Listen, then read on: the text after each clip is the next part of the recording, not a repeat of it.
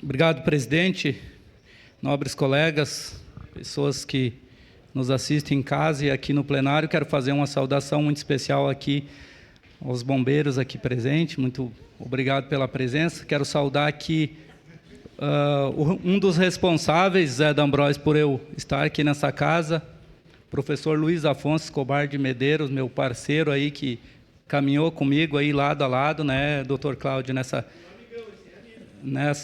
jornada, então, aqui presente, e dizer para vocês que falar das PPP das escolas infantis, para mim, é muito importante, vereador Zé D'Ambrosio. Fico muito feliz porque eu sou um vereador que venho cobrando a questão da educação desde que cheguei nesta casa e a vida inteira a gente cobrou. Então, para a gente é muito importante isso.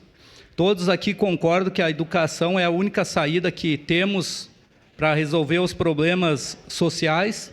Então, com certeza vou votar favorável, sim, a esse pedido de informação. Quanto mais transparência, melhor. E acredito que daqui 2 anos, como falou o Daniel, que é o vereador Daniel, todo mundo vai estar junto comemorando aqui, porque vamos zerar esse déficit das crianças aí que não tem hoje onde estudar, não tem onde ficar para os seus pais trabalhar. Então vai ser muito importante essas escolinhas. Inclusive na minha região, na região sul, a qual a gente cobra muito criação de novas escolas, de escola infantil. Então, com certeza, vou votar sim, senhor presidente. Obrigado.